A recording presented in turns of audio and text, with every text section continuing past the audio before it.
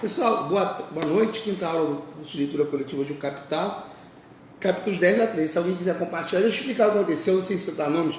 Fizeram lá um negócio do Morgan Freeman. Eu tive até a paciência, não tive a entrevista toda. Vi um pedaço dessa entrevista em que ele fala. Não, ele não fala aquilo. O pessoal da direita do Brasil começou a pegar aquela frase que ele não disse, que ele teria dito que não era necessário ter um dia da consciência negra. Um dia que a gente tivesse consciência humana, ele nunca disse isso. Não é verdade. Isso foi uma invenção. Uma manipulação. Ele falou uma coisa parecida. Sim, uma manipulada. Sim, mas em um outro contexto. Ele estava numa entrevista e aí estavam perguntando a ele se ele sofria racismo. E aí ele botou uma coisa que é muito complexa, né? Que eu achei muito interessante. Que ele quis dizer, ele não disse assim, mas ele quis dizer que a Ofra, que o Michael Jordan, que esses caras não sofrem racismo. Foi isso que ele estava falando. Ele falou assim, olha, o preconceito, lógico que existe racismo. Ele não falou, não existe. Mas ele quis dizer, olha, o pobre... Eu não vivi. Né? Não, ele pode ter vivido quando era... Criança. Jovenzinho. Falou assim, o pobre, o cara que não é famoso, o cara que não é dinheiro, não empoderado, ele sofre. E o negro rico, o que ele disse é que o negro rico americano, ele basicamente, o negro rico famoso, ninguém vai chegar em cima do cara e acertar o cara. Ele estava falando, tá ferrado. Ele nunca falou que não tinha. E mesmo assim, mesmo ele falando isso, o pessoal do movimento negro caiu em cima dele, dizendo quem está certo. Sendo que ele nunca falou uma coisa, falou uma outra coisa e criou uma polêmica desse tamanho. A polêmica que ele criou nos Estados Unidos foi desse tamanho. Mas como chegou no Brasil foi muito pior. Né? Ele não falou aquilo. Ele nunca falou aquilo. E é lógico que quem está difundindo aquela imagem aqui no Brasil é o pessoal da direita. Eles falam, não difundam isso. Consciência humana não existe. Consciência negra é pela questão do racismo. É a mesma coisa do dia do orgulho hétero, né? O dia do orgulho hétero é o dia que pessoas com graves problemas, né, homoafetivos não declarados vão para a rua para achar... Ainda não existe, querem levantar essa bandeira. Existe sim. É? Não existe oficializado pelo Estado. Não, eles comemoram. Não sabia. Já teve umas passeatas muito esquisitas. Era uma bandeira Não! Teve dia, meia dúzia de cara dizendo eu sou muito hétero. O cara que é muito hétero não precisa sair com uma bandeira na rua dizendo eu sou muito hétero, né, nosso querido psicanalista? Meio ridículo, o cara assim, olha, eu sou hétero. Quem muito afirma é o contrário. Exatamente. Mas tem, isso não é... Isso virou piada. É meia dúzia de maluco retardado com umas faixas, né? Dia do orgulho hétero. Dia do orgulho hétero, consciência humana, essas bobagens que eu acho que só existe no Brasil, cara. Acho que não existe, eu não sei se existe lá fora, acho que não existe não. Eu acho, não tenho certeza também. Não, eu recebi um texto que um colega me mandou de um professor da Universidade Indiana falando que as mulheres atrapalham as universidades. O que? Como? Nos Estados Unidos. Não, mas eu tô falando dia do orgulho, eu não tô falando que não tem esses malucos lá, tem um movimento terraplanista assim, entre aspas, entenda sério, entre aspas, existe um movimento terraplanista, entre aspas, terraplanista nos Estados Unidos, existe, são as que não são, que o cara faz a faculdade lá e depois fica com o diploma, o pessoal, ai meu Deus do céu, não... Você viu a declaração do Lula sobre isso com o Fernando Moraes? Não, vi não. Ele fala sobre isso, muito legal. Ele tem uma sacada ótima. Ele diz que o Bolsonaro tem um ministro que é cosmonauta. O cara tinha que chegar para o presidente e dizer, presidente, eu estive lá, eu tirei uma foto, a Terra é redonda, não seja burro, presidente. Mas é incrível o seguinte, como é que um cara, o que faz a vaidade humana, né? O cara vai ser ministro. Quem faz um cara que foi astronauta ser ministro de um cara que É umas coisas que eu nunca vou entender, não tem dinheiro que me paga, não tem posição, como você vai ser ministro do Bolsonaro, você está ferrado aí, porra, nome no SPC, devendo tudo. Né? Ele não aparece. O que tem o Ministério de Ciência e Tecnologia? Está até acabando, se a gente for pensar.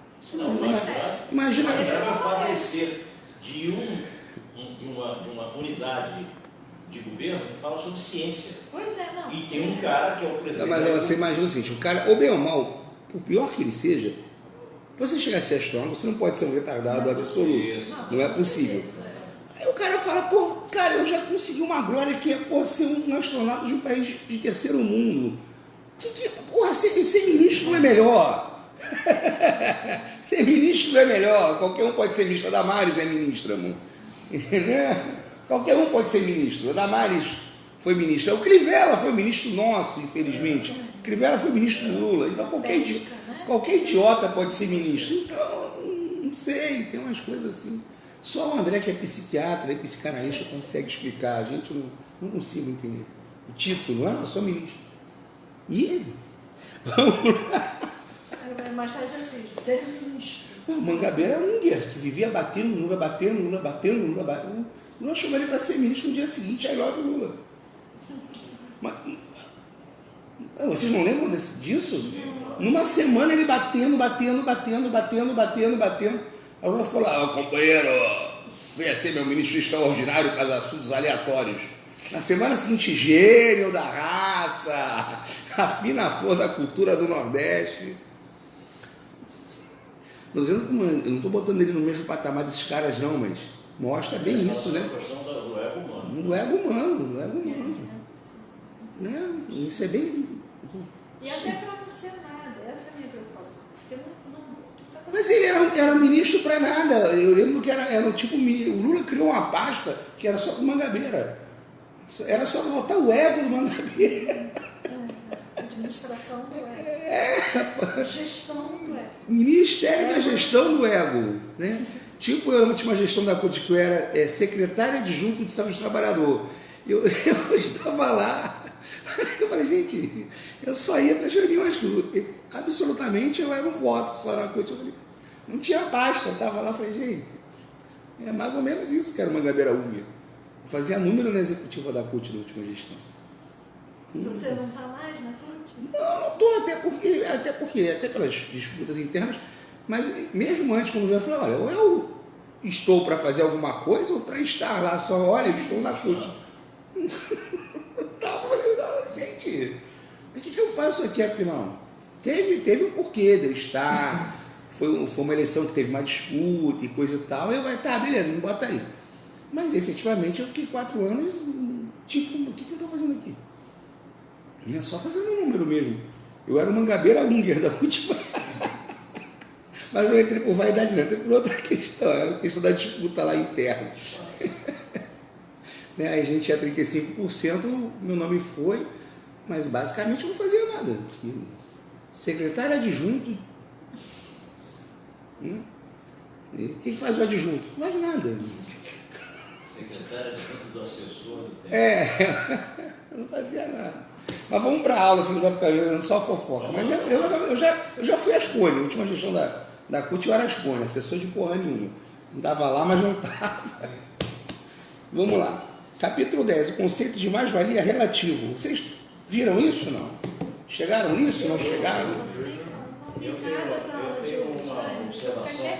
Faça a observação. Eu tenho a seguinte observação. Você sabe que eu li aquela introdução do Althusser, né? Sim.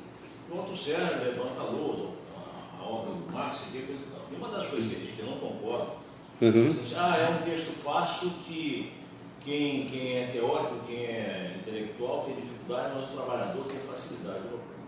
Ouviu, meu irmão? Isso para mim é papo de E o Althusser é o intelectual, né? Pois é. Eu tive oportunidade de fazer, eu trabalhei com tradução durante um tempo, minha mulher, na área do inglês e eu com o espanhol. Então, e eu sou fã do Humberto Eco, que é um cara que é o papa da tradução. Então, por exemplo, uma das coisas que eu tenho dificuldade de ler é, por exemplo, a não transformação para uma realidade palpável, a questão da valoração de determinado shilling, penny, pence, eu não entendo porra nenhuma. Não, mas aí a gente... Não, só estou querendo colocar o seguinte, que dificulta o entendimento, você entender o raciocínio. Então tem certas coisas que na tradução você poderia atualizar e facilitar o entendimento. Não, mas olha só, dizer que qualquer um pode entender o que o Marx escreve. Eu também não Aí entendo. ele tem a seguinte característica, ele é um cara que tem um estilo de escrever frases, período de 3, 4 linhas. Não, mas pera aí, mas só, tirando o Chile, eu também não entendo muito bem aquelas medidas de valor. Dá para entender, por exemplo, o conceito de mais-valia relativa. Não, sim, eu só estou querendo colocar que esta... Não ajuda, lógico. Chile, eu também não entendo. Aqueles valores ingleses, também Libra, Penny, Chile, mas assim, o conceito é o mais importante, porque, por exemplo, capítulo 10, mais-valia... Mais valeu o que você deu no final da outra aula, para entender o relativo e o absoluto, do que como está ali. Mas é por isso que a gente tem leitura coletiva, senão não precisava de mim, pô. Eu tenho que pelo menos ser um facilitador. Eu li o Capital mais vezes, né? Não é que você, você não é um gênio, não sou. Tenho amigos que são gênios. Comigo no PCB, menino com 18 anos, com 20 anos era doutor em matemática. Foi campeão mundial do Isso é gênio, eu não sou gênio. Sou um cara que leio um porrilhão de vezes para entender. Mas assim, os conceitos não são obscuros. Eu acho que o que você quer dizer é o seguinte: os conceitos não são obscuros, são trabalhosos. Isso, exatamente. São trabalhosos. Você tem que... A primeira vez que eu li o Capital, eu demorei muito. Eu parava, lia mais um pouquinho, parava, estou tentando entender. Assim como, por exemplo, quando eu li primeiro a origem da propriedade privada da família do Estado, na parte da família, eu parei para tentar entender desculpa a expressão, aquela porra. Falei, gente, me desculpa a expressão, isso é uma suruba, o que é isso? Todo mundo com todo mundo, e da família por uma aluna, para a família acasalada, não pode um com o outro. Eu falei, não, pera, deixa eu voltar. Eu voltava, até começar a encaixar na minha cabeça que transição era aquela. E o Marx e o Engels, eles são muito históricos.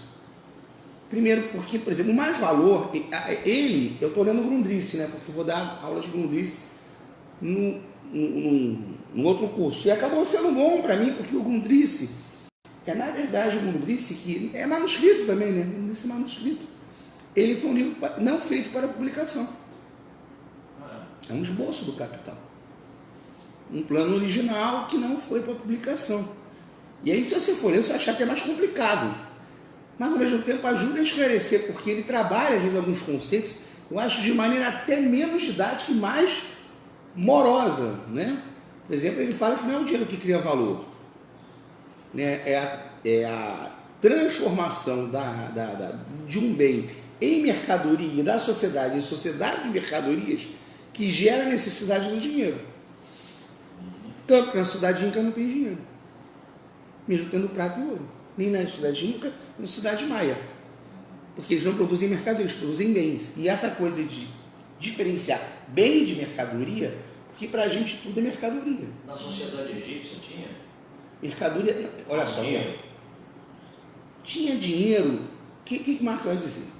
Nas sociedades antigas, o dinheiro estava no limite da sociedade. Onde, por exemplo, nas fronteiras do mundo antigo, do mundo antigo, e nas fronteiras entre as comunidades. Porque entre a comunidade, dentro da comunidade, era dispensável o dinheiro. Por que era dispensável? Você não criava mercadoria, você criava bens. E você intercambiava necessidades por necessidades, bens por bens. Você não trabalhava para produzir mercadoria a todo tempo. Produzir mercadoria era a exceção, não a regra. O dinheiro se transforma em esse símbolo universal de valor necessário, né? Inclusive com um símbolo contábil, quando a sociedade passa a produzir mercadoria o tempo inteiro. Você pensar num feudo, ele é autossuficiente. Você pensar em sociedades patriarcais estamentais da Idade Antiga, todas essas cidades são cidades autossuficientes. São cidades em que a divisão do trabalho se opera dentro do estamento. Ela é um todo autossuficiente. Então, você não está produzindo bens para mercadejar. Você produz mais-valia, mas não é mais-valia no sentido capitalista. O mais-valor existe desde a escravidão. Porque o escravo produz além daquilo que ele consome. Mas ele não produz mercadoria a todo tempo. Não produz. Sociedade feudal, pior ainda. Sociedade feudal, muito menos. Né? O servo produz mais valor? Produz. Ele produz para o consumo dele e produz para o senhor. Mas ele produz para o mercado, por exceção. O que sobrou do consumo do feudo, depois que o feudo, o senhor feudal, o exército feudal, que todo mundo consumiu, sobrou alguma coisa, aí você mercadeja. Então Marx vai colocar inclusive isso, o crescimento dessa ordem capitalista em oposição à sociedade feudal. Por isso tem que ter uma revolução política para destruir os gestos feudais. Porque a sociedade feudal não é uma sociedade de produção de mercadorias. Ela produz mercadoria por exceção. Por isso que a mais-valia, no sentido capitalista, e o capital só pode existir no capitalismo. Você não produz mais bens, você produz mercadoria o tempo inteiro. E é indiferente para você aquilo que você produz. Se pensar num grêmio artesanal, não é indiferente o que você produz. Se a gente fosse um grêmio artesanal aqui, a gente produzisse, por exemplo, vassouras, a gente só ia produzir vassoura. A Nélia ia ser a nossa mestre, ela ia controlar todos nós como seus aprendizes, e ela ia controlar inclusive o número de aprendizes, ia controlar o número de vassouras que podia ser fabricada, né? O saber ia passar de geração para geração, isso ia produzir uma certa riqueza, mas muito pouco mais valor. E isso era muito mais, embora fosse uma mercadoria, muito mais um bem concreto do que uma mercadoria. Não era indiferente para a Nélia o que ela estava produzindo. No capitalismo é indiferente o que o capitalista produz. E essa produção integral, essa produção natural, ela acaba. Já começa a acabar na manufatura. Que a segunda coisa que a gente vai falar, a gente fala no capítulo 10 da mais-valia, perdão, a gente fala aqui no capítulo 10, né, de... Mais valor. Vai falar de novo depois de mais valor. Isso. Mais valor relativo, né? E absoluto. E a diferença do mais valor absoluto, a gente vai falar de mais valor relativo, e a diferença do mais valor absoluto, né? Depois vai falar de cooperação. Mas o Marx ele vai mostrando uma coisa muito importante, as formas transitórias e históricas. Por que o Marx ele rompe com a economia clássica? A economia clássica quer mostrar que o capitalismo sempre existiu. Que o Estado sempre existiu. Né? Por isso a ideia do justo naturalismo, direitos naturais do homem. Porque este homem burguês sempre existiu. Por isso que naquela aula, né, você falou assim, mas o índio, já europeizado, o índio já civilizado. Mas você tentar pensar na América antes da chegada dos europeus, basicamente não tinha comércio. Não tem comércio. O Império Inca é autossuficiente. Você não fala em mercado no sentido que a gente tem na Europa. O mercado era trocar coisas. O mercado, ele era até certo ponto bem desenvolvido, mas não eram mercadorias, eram bens. E o Inca, por exemplo, ele era dono de todos os bens, e parece mais com a sociedade patriarcal estamental. O Inca, ele é dono de todos os bens. Por isso que não tem mercado de escravo. É bem esquisito isso para a gente entender, que a gente sempre tem na cabeça algumas coisas que são fixas. A gente tem um mercado de escravos. Então, escravo é um bem móvel. A gente está pensando no escravo dentro do capitalismo. Mas, por exemplo, existiam sociedades patriarcais em que o escravo não podia ser negociado. Porque, na verdade, o escravo, ele era um bem do soberano, que não podia ser comercializado. Que você poderia explorar um escravo quase que como sob licença do soberano. Por exemplo, no Império Inca não existia escravidão hereditária. Todo filho de escravo se tornava livre. Então não tinha comércio de escravo. Porque os incas assimilavam uma outra civilização, incorporavam alguns dos cativos de guerra, se tornavam escravos, mas os filhos deles eram assimilados ao Império Incaico. E o Inca era proprietário nominal de tudo que existia no território Inca. Então é uma sociedade completamente diferente. Não tem capitalismo ali, nem sombra de capitalismo. Agora, uma curiosidade. O Inca não enriquece. Ah, o imperador Inca era muito rico. Rico de quê? Ele era dono de tudo. Dono, mas ele não era dono de nada. Não tinha acúmulo. Não precisava. Estava lá. Não existia o que acumular. Isso, pois é. Não tinha esse conceito. Não tem. O conceito só nasce depois da realidade. Então, o que faz a economia clássica? Ele vai tentar mostrar que o Inca, na verdade, vai igualar o Inca a um rei, por exemplo, do Estado absolutista, que também é um equívoco. É um soberano, mas é uma outra estrutura, entendeu? Então, Marx ele vai mostrar essa transição. Agora, eu pergunto o seguinte. Antes dele, Marx, ninguém tinha tido essa percepção? Não. Ele foi o primeiro cara que sabe. Ele foi o primeiro cara a atacar a economia clássica. Tem sempre um, né? Que vê o que ninguém vê. Não, ele como viu, né? A visão não alcança. Mas aí é que tá. Por isso que eu sempre, quando dou aula de Marx, eu começo no jovem Marx. Porque as pessoas sempre pensam nessa coisa da genialidade do Marx. Ah, o Marx era gênio, Marx era gênio, Marx era gênio. Se o Marx não tivesse ido para... Tem vários poréns, né? Por exemplo, Michel Lovito coloca alguns poréns que eu acho bem legais. A teoria da revolução do jovem Marx. Se o Frederico Guilherme... Só uma suposição. A suposição é um exercício livre. Mas suponhamos... Frederico Guilherme assumiu o reino lá da Prússia. E ele era um soberano que todos achavam que ia ser um soberano ilustrado, que ia fazer uma monarquia parlamentar com ampla liberdade. A primeira coisa que ele faz fecha a monarquia, começa a perseguir os liberais, começa a fechar jornal, caçar professor da universidade, perseguir os hegelianos.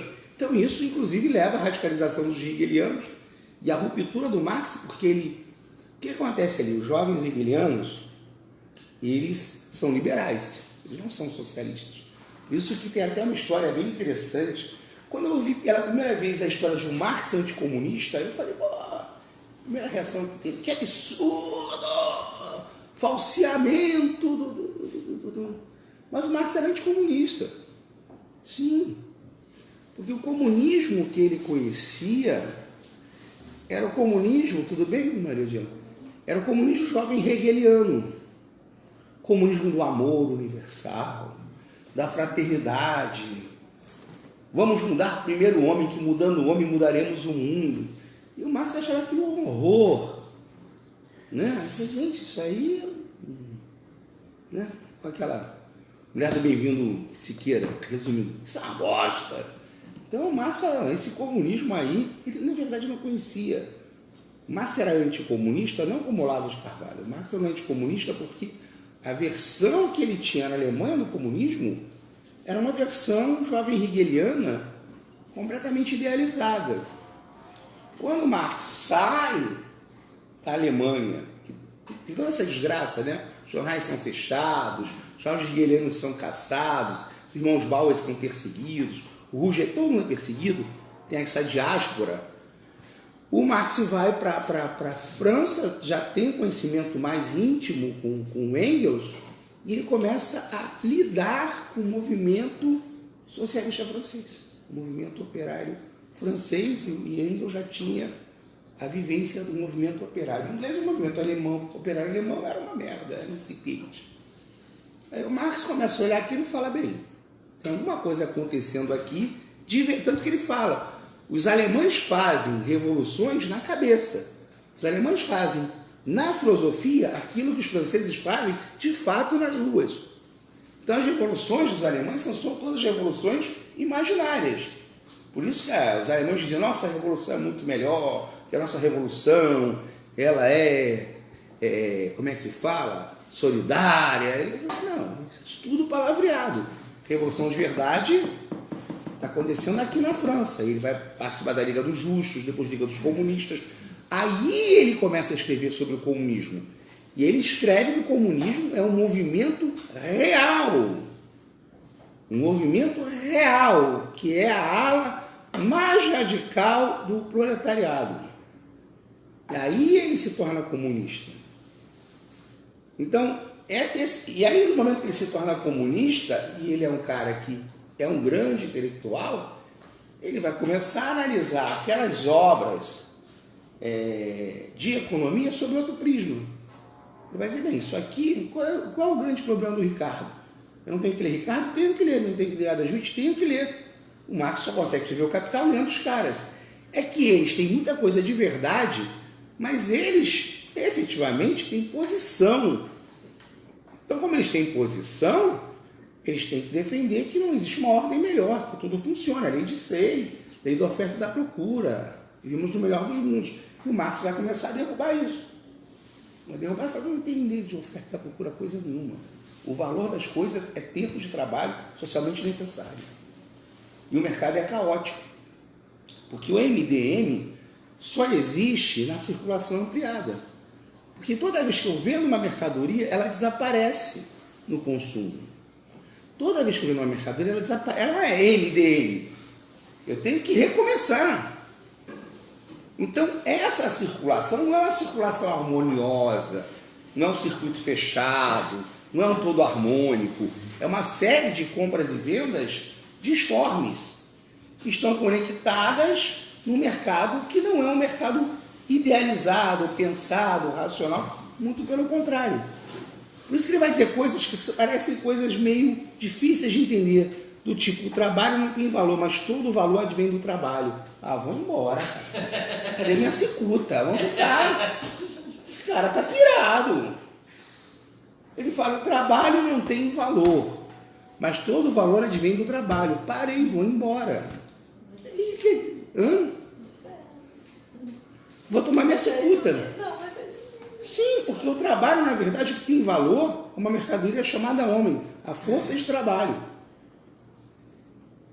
O tempo de trabalho socialmente necessário de uma mercadoria não é ditado na produção, mas é ditado quando chega ao mercado, se essa mercadoria é vendida ou não. Então ele está criando, ele fala, esses conceitos não são conceitos fáceis, e ele está sendo dialético. Ele não está analisando o fenômeno só na aparência, ele está entrando na essência do fenômeno. Por isso que, parece complicado. Sim, é um pouquinho complicado. Mas, por exemplo, só dá para entender a crise do capitalismo lendo esse capítulo 10. Você leu esse capítulo e entendeu a crise do capitalismo. Leu e entendeu. Leu o capítulo 10 do Capital, você entendeu a crise atual do capitalismo. Fantástico, porque ele vai falar o que é mais-valia relativa e mais-valia absoluta. E é uma lei necessária, igual eu pegar lá, vou largar o copo que está com mate. Mas se eu largar, vai cair todas as vezes, não vai flutuar. Não vai flutuar. Não é só o pessoal do Bicho Macedo que acredita que vai flutuar. Né? Então, o que acontece? Que você tem uma sociedade historicamente determinada que passa a produzir mercadorias, não produz mais bens. Embora você não possa produzir valor de troca, isso aqui é uma grande... Ele trabalha com conceitos que o tempo inteiro ele fica virando conceito ao avesso. E aí ele confunde a nossa cabeça. Que você não pode produzir nenhum valor de troca. Você só produz valor de uso. Mas você produz valor de uso o tempo inteiro querendo produzir valor de troca, para você é indiferente o uso daquilo ali. Você só produz valor de troca quando ele é vendido. Você produz um bem, mas na verdade você quer produzir uma mercadoria. Na sociedade capitalista, a produção de bem é indiferente. Você quer produzir mercadoria, mais-valia ampliada a todo tempo. Essa mercadoria, o objetivo dela é M, transformar em M'. M, D, M'. Ou dinheiro, mercadoria, D'. Tanto faz. Tanto faz. Mas qual é a grande questão? Né? Essa produção de mercadoria, ela não se valoriza na circulação. São os obstáculos que ele vai colocando. Porque na circulação o que acontece se você for pegar o comércio, lei de Say, a oferta, cria a procura, tá, beleza. Onde é que entra o lucro? Vendi, comprei, vendi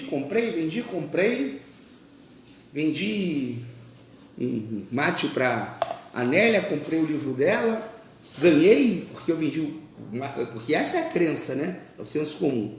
Ganhei porque vendi o mate acima do preço dele para ela, mas perdi quando comprei o livro acima do preço. Então parece que está todo mundo se enganando ao mesmo tempo. E onde é que está o lucro? Onde está o lucro? E aí ainda vai, desculpa a expressão, fuder mais ainda a gente, porque ele ainda vai diferenciar lucro de mais-valia. Falar lucro é uma coisa, mais-valia é outra. E ele fala o seguinte, bem, nas infinitas operações de compra e venda é impossível ter lucro. Eu estou o tempo inteiro vendendo um valor de uso, mas quando eu vendo vira valor de troca. Essas infinitas vendas, seja na circulação simples ou na circulação ampliada, não podem gerar lucro. Eu preciso ter uma pedra filosofal, um bem que eu compre por um valor e que me produza um valor a mais. O único bem que pode fazer isso, força de trabalho. É importante falar força de trabalho. Você não compra o trabalho, você compra a força de trabalho. Né? E o valor da força de trabalho, aí tem mais um conceito, que é complicado, não é tão simples. Né? É um dos conceitos mais complicados de Marx. O valor da força de trabalho é o salário. Nosso valor é o valor do salário. E aquilo é aquela coisa complexa que eu falei para vocês. Porque o Marx falou uma coisa que parece que ele está sendo pró-capitalismo. Eu já vi aluno quase me bater. Eu já tive problemas assim, eu falei, hoje eu apanho. Que o Marx defende que o salário é o valor. Se paga um salário, o mínimo necessário, indispensável para a produção e reprodução da mão de obra. Não significa que ele defenda isso. Você está dizendo que... Não, ele está falando de economia. Porque, por exemplo, o Proudhon vai falar que toda compra e toda venda, na verdade, tudo que tem no mundo é salário, que é mentira. O capitalista compra a sua força de trabalho, mas ele utiliza o seu trabalho integralmente. Então ele só te paga o salário, o resto ele incorpora para ele. Então você não pode nominar nos produtos os produtos pelo valor salário. Essa era a solução mágica do Proudhon. Trocar os preços pelo... Por isso que era o tal do banco, das trocas igualitárias, bastava dar um nome que, entendeu? Cada um ter integralmente o direito àquilo que produziu. Os Marx vai lá e fala para o Proudhon, é mentira, porque mesmo na sociedade socialista, se cada um possui integralmente aquilo que produziu, não vai ter uma reserva social. Onde é que vai ter creche, onde é que vai ter escola, onde é que vai ter universidade pública, onde é que vai ter tudo? Não vai ter em lugar nenhum, né? Mas qual é a grande dificuldade? Né? Ele está jogando em conceitos abstratos que são ligados ao concreto e que a gente nunca parou muito para pensar de verdade. A Luísa, agora você pode ligar o ar de novo antes que o professor Gordo morra? Você pode ligar o ar de novo antes que o professor Gordo morra? Porque eu vi que você tentou me matar desligando o ar-condicionado. Se não quiser ligar esse, liga o outro lá, vai.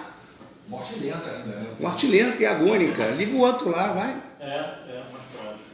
Não era melhor você ficar ali, não? Eu vou dar aula lá do fundo, né, professor? É só uma dica. Ó, Não, pode ligar o outro. É só ligar o outro, desliga esse, liga o outro. Mais prático. Ele veio aqui no maior descrição, para paz, Santo. Esqueceu do coletivo. Eu só olhei, eu falei, eu vou até onde der. Aí, quando a gordura começou a me incomodar demais, que o Luiz é magro, eu sou gordo, essa é a diferença. Mas a gordura tem como tratar, cara. Só para de beber. Não é uma opção para mim. Eu não sou da geração saúde. Vamos lá. Então, assim, ele está trabalhando com conceitos, e a gente, na verdade, tem que voltar lá naqueles conceitos para poder avançar na mais-valia. Primeiro que ele fala de força de trabalho. Força de trabalho. Você não compra o trabalho do trabalhador. Você compra a força de trabalho integralmente e paga o salário, que é o mínimo necessário e indispensável. Mas vamos trabalhar nesse mínimo necessário e indispensável, que é um conceito complexo. Primeiro, que individualmente, esse mínimo necessário e indispensável vai levar em conta a complexidade do trabalho, inclusive a necessidade desse trabalho no mercado. Né? É uma equação dupla. O Luiz estava reclamando, a gente estuda tanto filosofia nessa sociedade do Bolsonaro, no final vai morrer de fome. Porque esse tempo de trabalho necessário que você utilizou para a sua formação, quando você chegar no mercado para oferecer para os terraplanistas, ninguém vai querer. Então você vê como que as leis do Marx funcionam. Eu nem sei engenheiro, mas não sei o que vai ser necessário nessa sociedade dele. Né? Uma sociedade que está crescendo, o trabalho do engenheiro cresce de valor exponencialmente. Do administrador, do economista. Né? No momento que as universidades começam a crescer, o trabalho do professor também aumenta de valor. Quando mingua tudo. Mas o Marx fala, mas de qualquer maneira, mesmo numa sociedade minguada, o trabalho do professor, por mais que não seja um trabalho com um salário excepcional, vai ser maior do que o trabalho de um trabalhador braçal. Se você reproduzir um trabalhador braçal, você gasta menos tempo na produção desse produto, Marx está chamando o trabalhador de produto, do que na criação de um trabalhador braçal. São duas coisas aí para medir o preço individual dessa mão de obra. Uma, a produção desse trabalhador, outra, se esse produto trabalhador lançado no mercado é assimilado ou não. Então não é tão fácil assim, né? Você fazer a medição, a aferição desse valor. E coletivamente, aí uma outra coisa. Porque o que ele fazia? Na verdade, ele estava tendo nos economistas clássicos. Os economistas clássicos tinham duas leis. Uma se chamava a lei férrea dos salários, que é o salário não pode aumentar demais, porque senão... Lembra o custo do Brasil? O custo do Brasil é a reincorporação disso, né? Por que a economia brasileira vai crescer? Porque vamos diminuir o custo do Brasil. Não vamos pagar mais 8% de FGTS, vamos pagar 2%. Não vamos mais pagar insalubridade, nem periculosidade, nem adicional noturno, nem hora extra. O trabalho vai cair de valor. Então a gente vai incorporar pouco capital variável. E isso é uma verdade, vai incorporar pouco capital variável no valor dos produtos. Só esqueceram de dizer que ninguém vai comprar também. 75% do mercado brasileiro é interno. Se você empobrece o mercado, não tem para que vender. Quem vai comprar? Quem vai comprar? Né? Mas tinha a tal da lei férrea dos salários. O Marx tem um trabalho brilhante. Não sei que parte do capital é. Ele tem um trabalho brilhante. Porque ele vai bater nos caras, vai falar sobre a jornada que está aqui nesse... E ele vai bater nos caras dizendo... Porque o Marx, ele é um cara... muito antes da welfare state, por isso que eu falo, que o Keynes pode não ter dado o braço a torcer dizendo que leu Marx, mas leu. Muito tempo antes do welfare state, ele vai dizer, temos que lutar pela redução de jornada. Para melhorar as condições. Marx nunca teria entrado no PSTU, quanto pior, melhor. Não é. Ele dizia assim, que nas crises econômicas estava-se mais próximo da revolução, mas ele nunca foi do quanto pior, melhor. Temos que melhorar, lutar pela redução da jornada, temos que lutar pela melhoria da qualidade de vida dos trabalhadores, temos que lutar por melhores salários. Embora ele dissesse que o aumento salarial podia ser contingente, que qualquer crise, e é verdade, qualquer crise pode imediatamente baixar novamente o preço da mão de obra. Olha o golpe é uma crise. Olha o que acontece com o valor da mão de obra, não cai. Ele fala que você pode ter uma alta num período e imediatamente depois essa mão de obra pode, mas tem que lutar. Não existe essa lei férrea de salário. Mas o mais interessante do Marx era o seguinte, ele dizia que toda a luta por aumento de salário e toda a luta pela redução dos jornadas de trabalho, a classe trabalhadora vencia e a maior vitoriosa entre todas era a burguesia. Quem mais ganhava era a burguesia. Primeiro, diminuir o grau de satisfação da classe. Segundo, de se diminuir a jornada de trabalho, você tinha menos acidentes, e você podia aumentar a mais-valia relativa, você podia aumentar a produtividade, você diminuía o número de doentes, o número de incapacitados. O Marx era gênio. Não, os caras estão fazendo isso hoje. Todo mundo partindo da semana de 4 dias, porque todo mundo viu que o cara produz a mesma coisa de uma semana de 5 dias com 4 dias. Já estão incorporando a mais-valia da cadeia, só aumentando o aumento de produtividade. Aumento de produtividade. Sim, você não aumenta a mais-valia absoluta, mas você consegue aumentar a mais-valia relativa e diminuir gasto. Você diminui custo. Mas o Marx já falava isso, olha, quem vai ganhar mais? Capitalista. Isso não é, ele dizia, a redução da jornada não é revolucionária. É só revolucionária no momento que você reduza tanto que você começa a discutir o trabalho compulsório. Aí é revolucionário. Estou trabalhando por quê? Aí é revolucionário. Estou trabalhando por quê? Para quê? Aí você começa a discutir distribuição. Como eu falei na outra aula, a distribuição não é distribuição de bem. Qual é a primeira distribuição? Distribuição do próprio lucro dentro do trabalho. De quem fica, a produção é social, mas a acumulação é privada. Quem fica com o grosso dessa acumulação? Então, a primeira coisa é essa ideia de salário, que não é um mínimo férreo. Esse mínimo depende da questão individual, de preparação, de incorporação de valor a um produto, exposto ao mercado e da organização coletiva dos trabalhadores. Por isso, e aí eu acho que os liberais também leram Marx, a primeira coisa que eles fazem para tentar solapar os salários é destruir sindicato. Reagan, nos Estados Unidos, Thatcher, na Inglaterra, Temer no Brasil, Bolsonaro no Brasil, o que você ataca primeiro? Os sindicatos, a organização da classe. Porque aí você reduz ainda mais, né? E o Kalec, que é um marxista meio keynesiano, que ele tem uma obra bem interessante sobre o salário, que ele fala o seguinte: no capitalismo moderno, o nó, a questão nodal, o nó górdio, é górdio que fala, não é? Górdio, nó górdio, é a questão do salário. Você quer entender um pouco a queda da Dilma e o ódio ao PT? Você olha o salário, o salário mínimo. Porque o salário mínimo é o preço mínimo básico da mão de obra, da força de trabalho.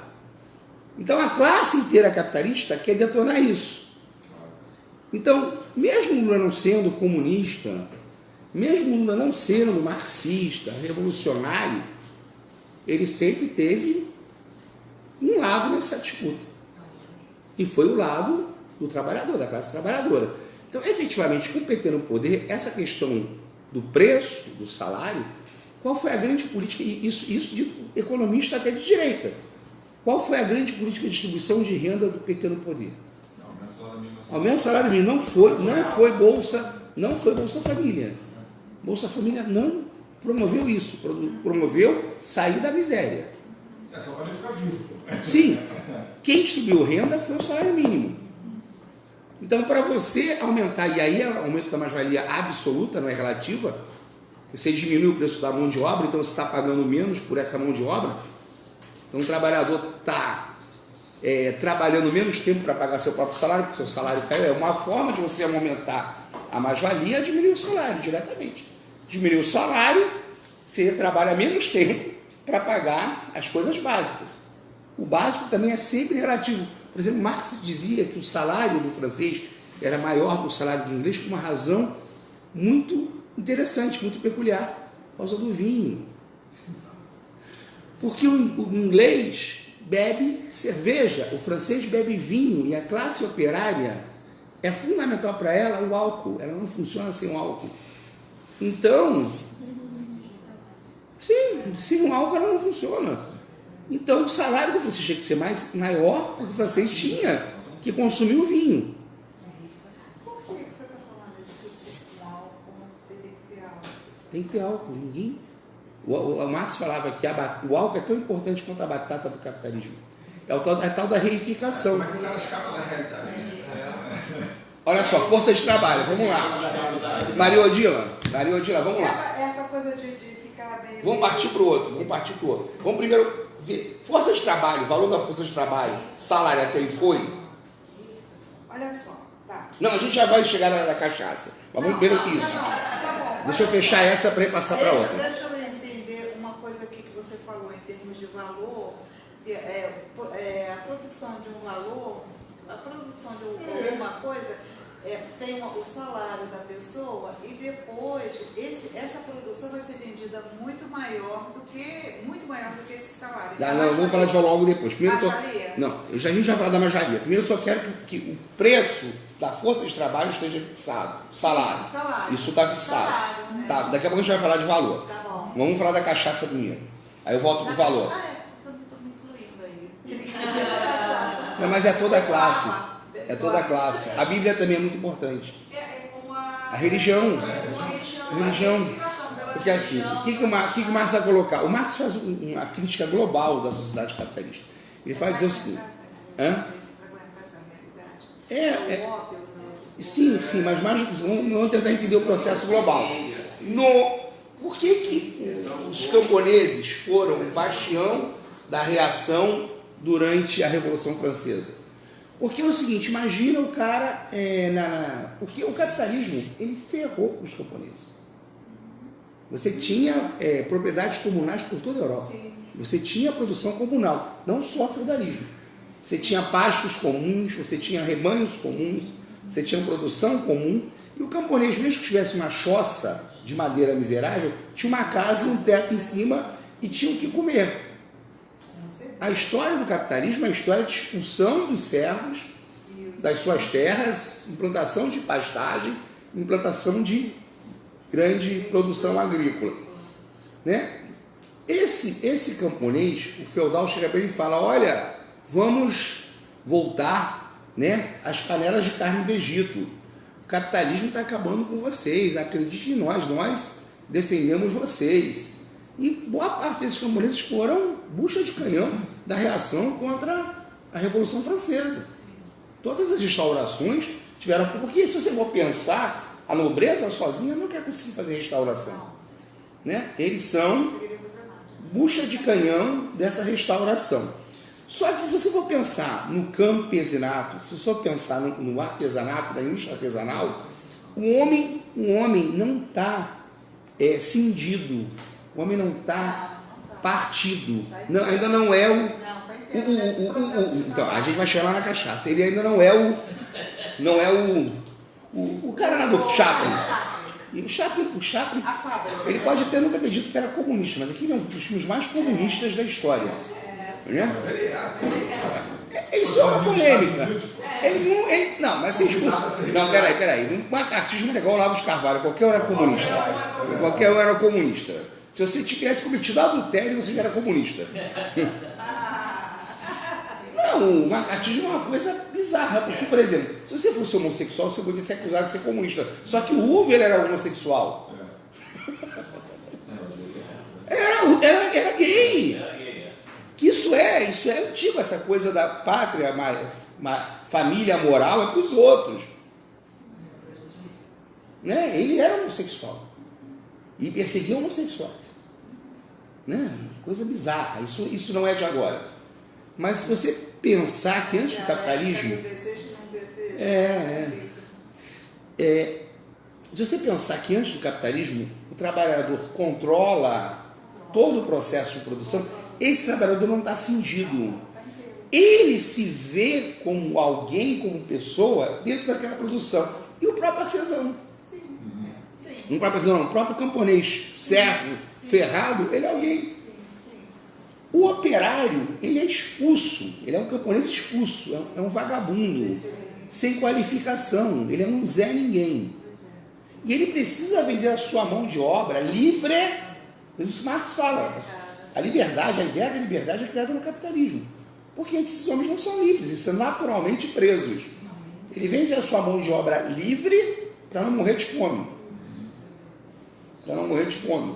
Né? Só que esta venda é algo estranho para ele, alienado para ele, exterior a ele. Ele está trabalhando, ele está pouco se lixando com o trabalho que ele faz. Esse trabalho é reificado primeiro através do dinheiro, através do salário. Por isso que o Marx fala que a mesa se autonomiza, que as coisas são subjetivadas e as pessoas são coisificadas. O trabalho só tem sentido a partir do momento em que ele se reifica em produtos. Essa é uma forma de reificação. É por isso que o acumular vira objeto de desejo de toda a sociedade. Por isso que o juiz rouba a personalidade do Eike. Se o juiz pudesse roubar aluno, ele roubava também. Ele roubou o carro, roubou o piano, ele na verdade quer ser o Eike. Porque isso é a personificação do que a sociedade deseja. O acumular pelo acumular.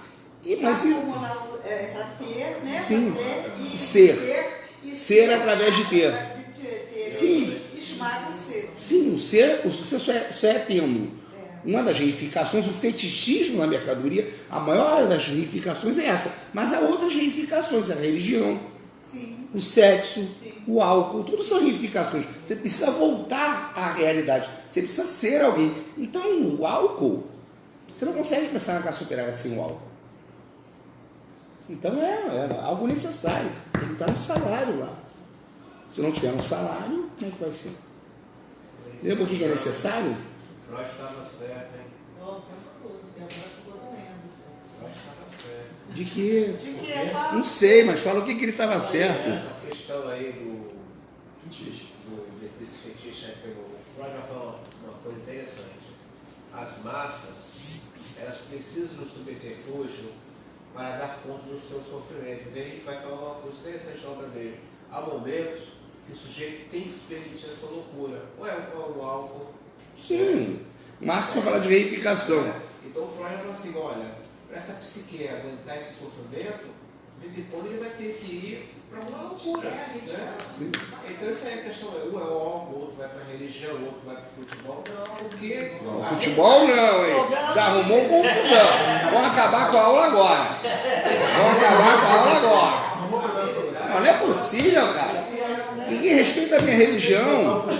Pô, pelo amor de Deus. Vai para a missa, rezar lá, pega o chicote, bate nas costas, vai... Ah, bom, achei estranho. Vai pra missa de chicote, cinta liga.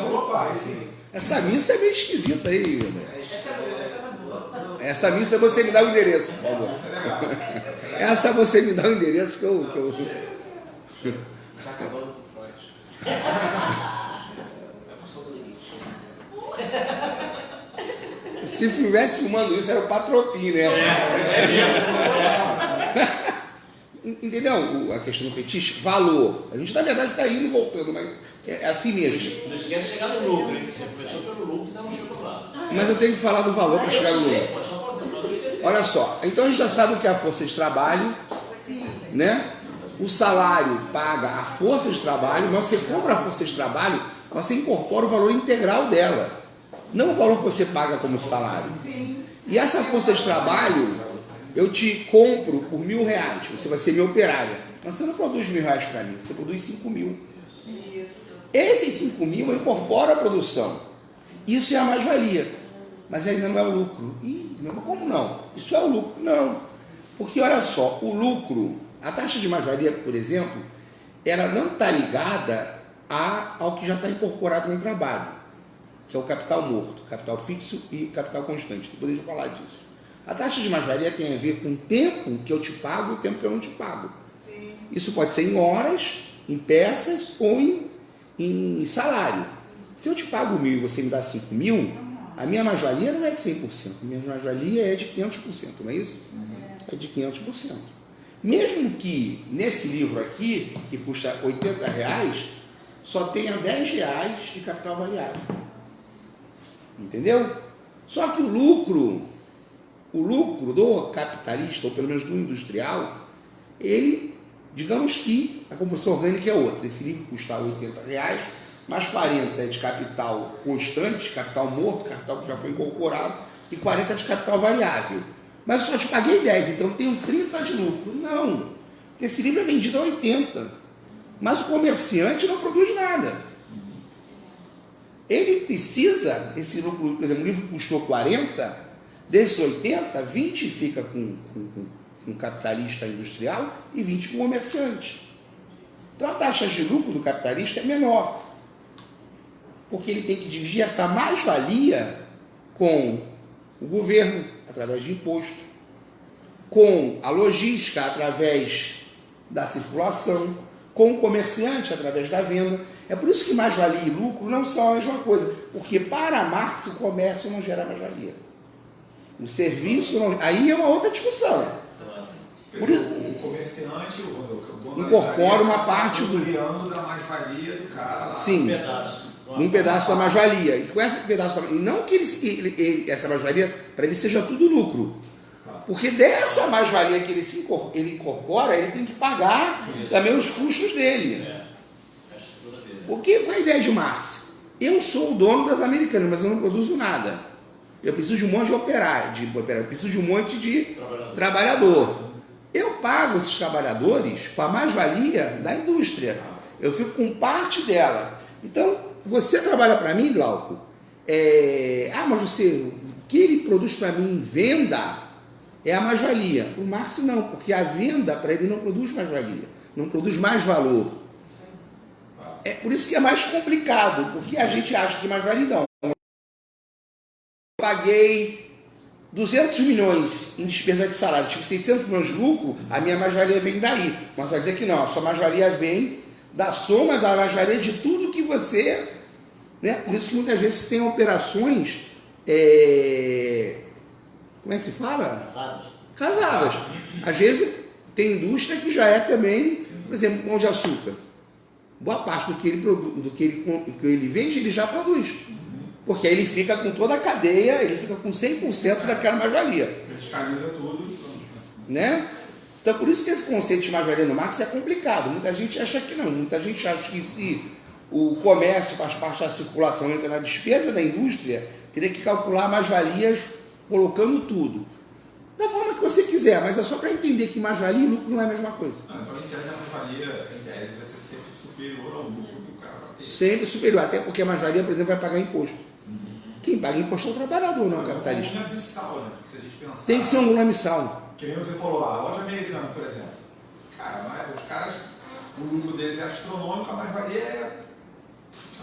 E o pior, é por isso que você entendendo mais-valia relativa e mais-valia absoluta, você vai entender por que a gente está nessa crise. Porque mais se eu colocar assim, é uma lei orgânica, é uma lei inexorável do capitalismo, que é o seguinte: mais-valia absoluta, mais-valia relativa, você, quando começa a destruir a indústria artesanal, através da manufatura, cooperação, porque na manufatura você ainda não tem a máquina. Vocês entenderam valor, força de trabalho, lucro, salário, isso foi, né? Para eu não ir para lá sem... Entenderam? Senão, pergunta de novo, eu volto. Tem que consolidar esses conceitos. Agora, tem uma coisa aqui. Atualmente, o valor de trabalho de uma coisa, quando o tempo é maior, o valor vai ser bem maior. Não, vamos lá. Então, eu vou te composição orgânica. Vamos falar de composição orgânica do capital e aí a gente vai entender isso, porque é complexo. Eu, por exemplo, não teria dados para fazer essa conta. Mas hoje, por exemplo, um produto, a quantidade de mais-valia que está incorporada nele é brutal. Se era de 500%, agora é de 1000%, 2000%, 3000%, 4000%, mas tem um grande problema. Por que o capitalismo está em crise? É muito fácil entender a crise do capitalismo lendo Marx. Porque antigamente você tinha o trabalhador trabalhando 12 horas, 14 horas por dia, e você pegava um livro, se o livro custasse R$100, de repente R$50 era capital variável. R$50 era mão de obra humana. O resto era capital fixo, capital constante, mas nós chamamos de capital fixo a fábrica, o maquinário, porque o maquinário tem que ser incorporado. O maquinário sofre 2 tipos de depreciação. Se eu faço uma gráfica, ela vai durar durante 10 anos, eu faço a contabilidade da fábrica e eu almejo repassar aos produtos em 10 anos o valor total da fábrica. Mas eu vou fazer infinitos produtos, sei lá, então a cada livro aqui tem R$2 de capital fixo da fábrica. E tem imposto, e tem carvão, e tem um monte de coisa que ele chama de capital fixo. E ele vai chamar de capital constante os insumos anteriores. A mais-valia já trabalhada. A gráfica não produz papel. Ela recebe o papel pronto, ele não produz papelão, ela não produz cordame. Tudo isso vem pronto. A gráfica vai e termina de fazer. O que foi incorporado de mais-valia antes não pode ser incorporado de mais-valia 2 vezes. Se o Fialho é dono da indústria que faz o livro em branco para mim, me manda para a fábrica em branco, nas folhas, para eu imprimir e encadernar, a fábrica gráfica faz isso, imprime e encaderna. A mais-valia que ele incorporou já ficou com ele. Não pode ser incorporada 2 vezes. O produto já chega para mim com a mais-valia incorporada pelo Fialho. Eu não sou comerciante, eu sou industrial também. Então, se já chegou para mim o custo constante desse livro, chegou para mim já a 40, eu vou incorporar 40, os 40, de onde ele tirou, sei lá, 10 de lucro, não pertencem a mim. Para mim é insumo. Por isso que chama de constante, né? Por isso que é constante. Para mim é insumo. Então, todo o meu lucro tem que ser do trabalho humano. Sim, Que é do variável. Do capital variável. Só que é uma lei do capital, o crescimento do capital constante sobre o capital variável vai diminuindo, porque eu incorporo mais tecnologia. Então, por exemplo, se antes eu tinha uma fábrica que produzia 10 mil livros com 500 operários, eu compro um maquinário novo, só preciso de 10, esse maquinário eu só vou incorporar se ele puder produzir para mim tanto quanto esses operários, com um custo menor. Só que o maquinário também só é incorporado no livro enquanto maquinário. Capital variável vai continuar sendo trabalho humano vivo. Então vai cair aqui, se o livro era 80 e foi a 60, e eu só consigo competir, e por isso que é uma lei inexorável do capitalismo, ao incorporar mais trabalho morto, mais tecnologia no meu livro, quando eu baixo o tempo de trabalho necessário para a produção de um produto, então os produtos industriais, eles tendem a ser barateados. Você vai barateando, né? Eu também incorporo menos capital variável. A composição orgânica passa a ser maior de capital morto e menor de capital vivo. A minha mais-valia eu posso até aumentar, porque com você e uma máquina, em vez de eu produzir 10 livros, eu produzo 1000. Então eu vou ter 1000% de mais-valia em cima de você. Mas em cada produto desse, tem pouco lucro.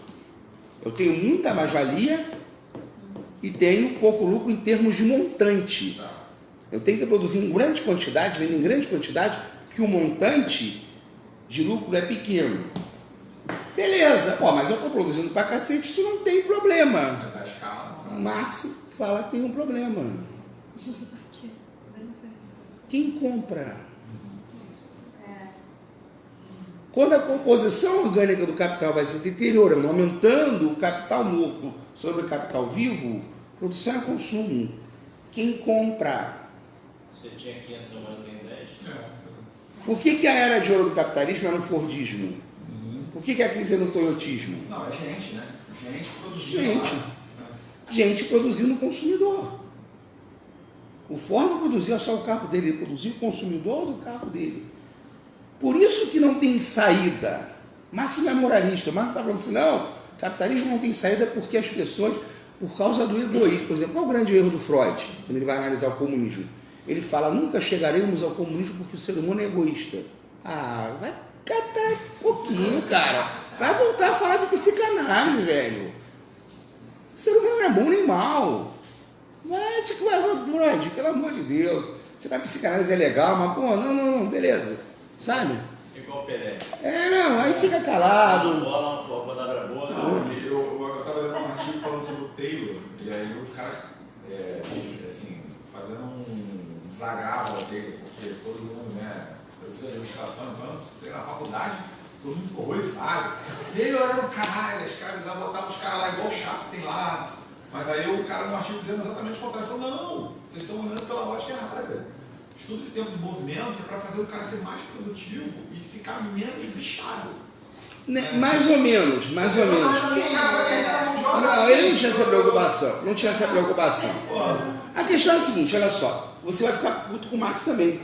O Marx vai falar que toda essa produção, todo esse progresso técnico, embora a gente olhe, se a gente for olhar com viés moralista, vai falar assim, então vamos voltar para o artesanato. Vamos voltar para o Grêmio, vamos voltar para a roda de tear, vamos voltar para tecelagem manual. Aí, resolvemos o problema da humanidade, todo mundo vai ter emprego.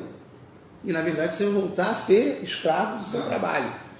O Marx vai dizer o seguinte, esse capitalismo que produz o homem parcial, a máquina não é uma coordenação de movimentos em prol do homem. Ela usurpa o trabalho humano. E ela subjuga o trabalhador. Está aqui, né? Por isso que ele vai. Artesanato, cooperação, manufatura, fábrica. Quando entra a força motriz, a água, a carvão, você passa para essa fase em que a máquina subjuga o homem. Então você não tem como. Mas o Marx não está falando, não, vamos destruir a máquina, vamos voltar ao comunismo primitivo, né? Eu lembro de uma história, por exemplo, fazer uma comparação metodológica com o que aconteceu no Nordeste. Teve toda aquela briga sobre a transposição do Rio São Francisco. Quem mais ferozmente combateu a transposição do Rio São Francisco não foi a direita, foi a extrema esquerda e parte da igreja. Teve aquele padre que não era de esquerda fazendo greve de fome. Por quê? Não se podia mudar aquelas comunidades secularmente organizadas. Organizadas de que forma, cara pálida? Passando fome? No patriarcado? da produção a pior possível, o Marx ele tem algumas passagens que você fica assustado com ele, que vai dizer, olha, o capitalismo nisso aí é melhor do que o que tem. Tem um filme sobre aquela Ciudad Juárez, a cidade mais violenta. A gente tem que entender algumas coisas, né? Como o Marx trabalha com a dialética de maneira amoral. Eu vou dar outro exemplo, Ciudad Juárez. Eu não conheço, posso estar equivocado, é até interessante para você que faz pesquisa de feminismo, Anélia. Eu não conheço nenhuma outra cidade no mundo que mate tanta mulher quanto Ciudad Juárez. Cidade mais violenta contra as mulheres. Mais violenta. É um horror. Até porque o mexicano é muito patriarcal e muito machista. E aí eu vi um filme bem interessante, um filme americano, mas às vezes tem filme americano bom. Filme muito bem. Cara, mostra qual é o drama da cidade. E as mulheres chegam a Ciudad Juárez, e aí o cara conversando com uma mulher, e a mulher se sentindo livre. Pô, peraí, a mulher tá numa maquiladora ganhando um salário de merda, sendo explorada, trabalhando 12 horas por dia sem direito e se sentindo livre. Sim, porque antes ela tinha que cuidar do pai, do irmão, do marido, e não tinha outra possibilidade para ela. Ela estava sujeita eternamente àquele patriarcado, não ia sair dali. Não, era uma servidão, né? Servidão, ela se sente livre sendo explorada. Coisa muito doida, o cara mostrando, não, tô me sentindo emancipada. Tá liberta, né? Emancipada, né? É um novo lugar, seria um novo lugar para ela. O Marx vai mostrando essas contradições. Por exemplo, o capitalismo nunca pensou, vamos libertar as mulheres, mas não se liberta as mulheres sem o capitalismo. Por isso que outro dia puseram um texto, eu falei, gente, eu tenho que ter um gourmet, uma grife. Ninguém quer fazer uma grife para mim, não. Porque, pô, se eu tivesse um negócio aqui atrás de mim, uma apresentação, eu ia ganhar dinheiro, cara. Eu vi um negócio aí de uma mulher. Não armazena no porto lá, não. O negócio do YouTube é lá gravar. Cara, tem que ser umas coisas assim. Porque estavam falando assim, né? Falando sobre o patriarcado e o capitalismo. Eu falei, mas o que tem a ver o patriarcado e o capitalismo? O patriarcado só começa a ruir com o capitalismo. O capitalismo e o patriarcado não tem nada a ver uma coisa com a outra. Não é defesa do capitalismo. É ser dialético. O Marx consegue entender isso. O capitalismo botou a mulher para trabalhar porque gostava da mulher? O Marx vai falar, olha só, mas olha como ele trabalha com a dialética. Antes, na indústria artesanal, o salário de um homem sustentava uma família. E como ele tinha um controle de todo o processo, por que os caras fazem a manufatura? Para, desculpa a expressão, foder com a indústria artesanal. Porque eles controlavam, inclusive, o salário. Tinha que ser o mínimo necessário para que as famílias vivessem. As mulheres não trabalhavam. Se está certo ou está errado, não estou falando dando juízo de valor. Não trabalhavam. Aí a manufatura começa a destruir a indústria artesanal. Começa a juntar vários tipos de artesanato, né? Várias especificações. Por exemplo, pega a indústria de papel e vai botar uma gráfica com tudo junto. Pega a indústria de relógio e vai botar uma relojoaria com todos os serviços juntos, né? E como você agora é dono de todo o processo produtivo e com a maquinaria ainda mais, esse trabalhador não consegue mais impor ao patronato esse salário que sozinho dá para uma família toda. Então as mulheres e as crianças são jogadas na fábrica. Só que só começa a luta pela emancipação da mulher no momento que a mulher vai para a fábrica. A luta feminista, antes de se chamar luta feminista, é toda ela anarquista, ou socialista, ou comunista. Pode pegar as sufragistas, é de esquerda. Depois é que surge luta feminista de direita. Por quê? Essas mulheres vão para a fábrica. E a mulher, a sufragista é muito legal, porque a mulher fala, pô, peraí, trabalho pra cacete. Pô, meu marido só me bate e rouba meu dinheiro. Tem alguma coisa errada nessa história aqui. Antes o marido batia e mandava, e ela não tinha nenhuma possibilidade de reclamar. Agora, por mais que a fábrica a oprima, ela fala, eu não preciso de você mais. O Marx não fala, uma fábrica é legal com as mulheres, mas sem a fábrica não tem emancipação feminina. É o caso dos supermercados hoje, né? Não, mas qualquer trabalho que incorpore a mulher no mercado de trabalho. Não estou dizendo que é um bem, o capitalismo faz isso porque é legal. Não, o capitalismo quer igualar homens e mulheres. Mentira! Mas não é... se paga menos Para a mulher, sim, tem preconceito, tem machismo, tem tudo isso. Mas o processo de emancipação feminina, não estou falando de processo, veja bem, sempre vai ter mulheres que se destacaram na Idade Média, as mulheres, como conjunto da classe, com possibilidade de se emancipar como mulheres, só depois do capitalismo. E o Marx fala isso. Porque elas antes não podiam nem vender a força de trabalho delas. Não podiam vender a força de trabalho. Então a força de trabalho delas era propriedade do homem. A propriedade do dono da casa, do patriarca. Por isso eu falei, gente, eu quero um glamour desse, porque, poxa, como assim patriarcado e capitalismo? Não é o capitalismo que cria o patriarcado. Perdoe, sorry. Tem alguma coisa de liberal em Marx? Tem. Tem uma coisa de liberal em Marx. Marx não é antiliberal, não. Não quer dizer que ele seja liberal no sentido de defender o liberalismo, mas nessas coisas ele é muito liberal. Ele fala, olha, o capitalismo é revolucionário, sim. Sim, ele não quer voltar, o Marx nunca quer voltar. Não, gente, olha, daqui para frente. Não é da fábrica para trás, é da fábrica para frente. Vamos transformar, né? Vamos transformar, vamos tomar a fábrica para a gente. A fábrica é legal.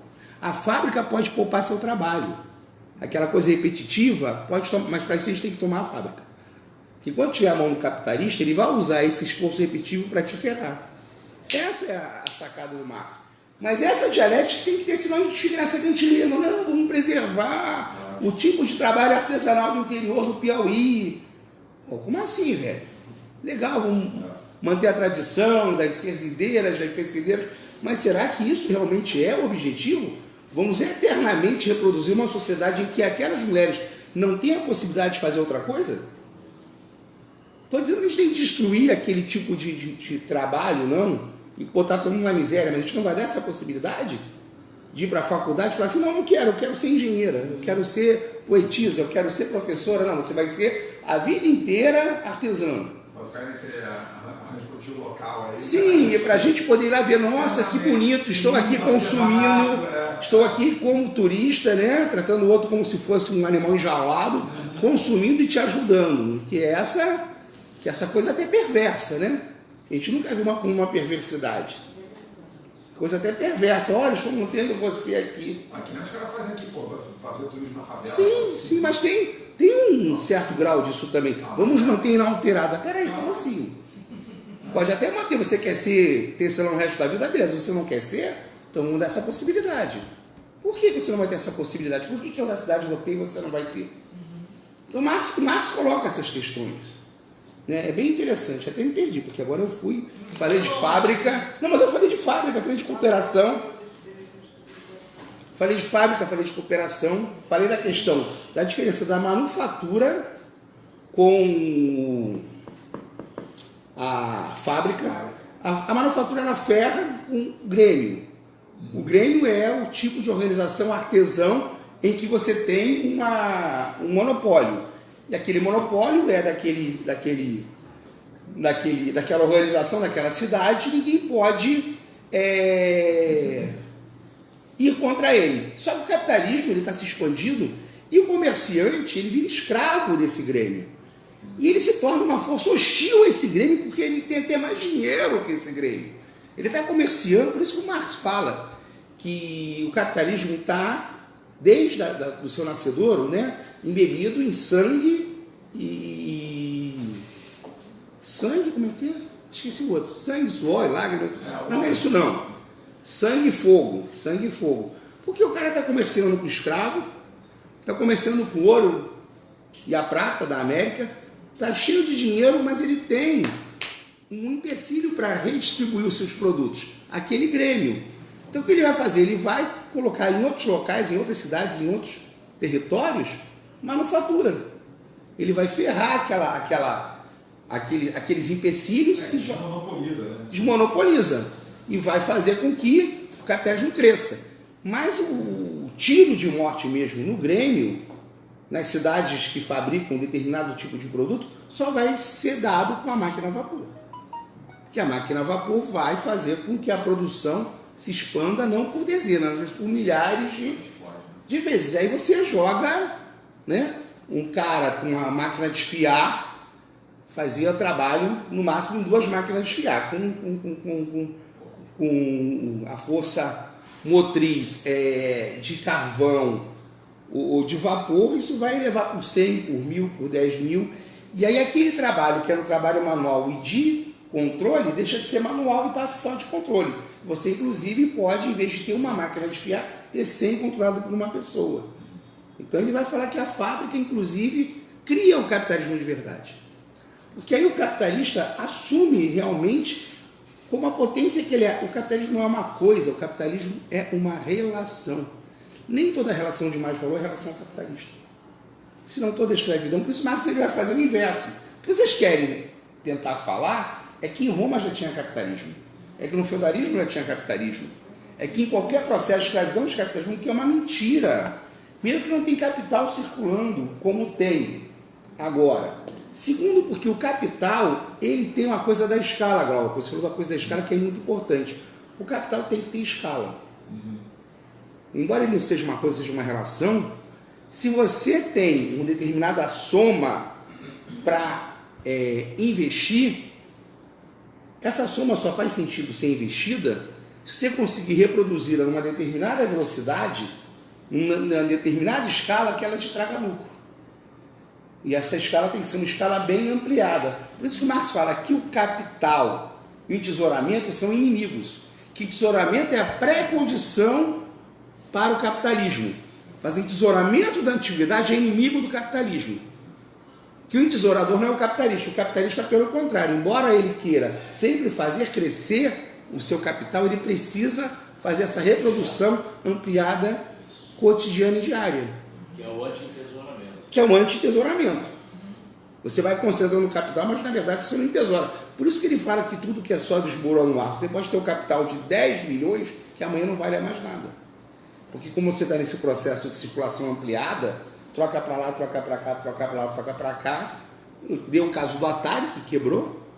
Deu o caso da Aracruz Celulose, que quebrou. Deu o caso, mas tem vários casos de empresas gigantescas, de bilhões de dólares, que vira pó. O próprio sistema financeiro lá 2008.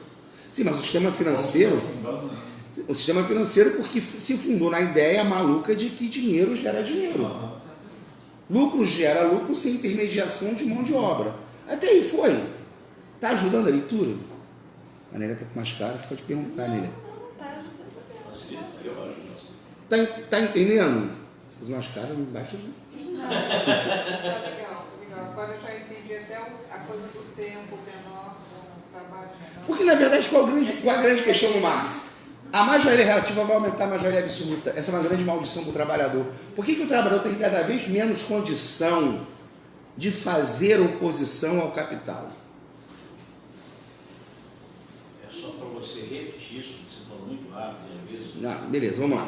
Qual é a grande maldição para nós do capitalismo? A mais-valia absoluta, a mais-valia relativa, o aumento da mais-valia relativa necessariamente faz aumentar a mais-valia absoluta. Uma está ligada à outra. Você, não aumentei, por exemplo, o Fialho trabalhava para mim 8 horas. 4 ele trabalhava para mim, 4 ele trabalhava para ele. Não aumentei a jornada. Mas eu botei uma máquina, em vez de ele produzir 50 peças, ele produz 100 peças. Ele, através do aumento da produtividade, eu fiz com que ele aumentasse a mais-valia relativa, trabalhando no mesmo horário. Só que como ele trabalha no mesmo horário e produz mais, ele agora trabalha 3 horas para ele e 5 para mim. Que antes era 4 e 4. Através do aumento da mais-valia relativa, eu necessariamente acabo aumentando a mais-valia absoluta. Sempre. Cada vez e menos o trabalhador trabalha para reproduzir o próprio salário. Cada vez mais ele trabalha para produzir para o capitalista. Qual é a maldição disso tudo? Ele não produz outros consumidores. Por isso o capitalismo vive numa crise estrutural de superprodução permanente. Por isso a necropolítica. Tem gente que já não cabe mais, não é mais nada. Se você não é consumidor, você não é ninguém. E aí essa relação que você faz com o Keynes, eu acho que tem realmente absolutamente a ver, porque... O Keynes observa isso. O cara fala assim, peraí, então vamos pegar um pedacinho da mais-valia que o governo se apropriou aqui no imposto, vamos jogar de volta lá. Não, mas ele fala mais do que isso. Quer dizer que agora tem 8 horas de trabalho, o capitalista está ficando com 6, e só 2 está para o trabalhar. Vamos pegar mais 3 aqui. Vamos pegar mais 3 aqui, o governo vai tomar esses 3 aqui, mas vai distribuir. Aí o capitalista fala, ah, que absurdo! E volta tudo para o capitalista. A era de ouro do capitalismo é a era de ouro do keynesianismo. Porque o Marx, sem observar aqui, ele já disse, gente, quem ganha no final é sempre eles. A gente só ganha quando toma os meios de produção. Não estou dizendo que não é legal que eles ganhem, a gente ganha também, não. Não estou dizendo que não é legal. Estou dizendo que eles vão ganhar sempre. Aumentou o imposto. Pô, mas o que o governo vai fazer com o imposto? Ele tem que fazer alguma coisa. Aí o governo vai lá e trabalha com logística. Aí o governo faz escola para cacete. Mas qual é a coisa mais importante da escola?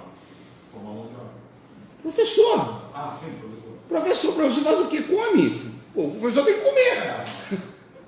Então, tudo que o governo gasta retorna para o próprio capitalista. Não, e os caras são tão malucos que ficam nesse discurso do... Hoje eu estava lá no trabalho, assim, cara, tem hora que dá tristeza, assim. Que aí começa aquele discurso assim... porque tá vendo, agora o cara não vai conseguir fazer o negócio da reforma administrativa. Aí eu fico assim, gente, que recalque funcionário público, cara. Porra, deixa os caras. Aí é o que você tá falando, ninguém não pensa assim, pra mim, esse cara vai comprar, porra, daí... você vai reduzir, são 3 milhões de servidores públicos federais, né? Você reduz em 25% o poder aquisitivo desses caras e você acha que não vai afetar o açougue, não vai afetar o Uber, não vai afetar o cara daquela motocicletinha que pedalinho aí, não vai... O Keynes é o cara... Porque o Keynes é uma coisa muito esquisita, muito estranha nesse momento que a gente está vivendo, é que todo mundo é comunista. Eu me esforço muito para ser comunista.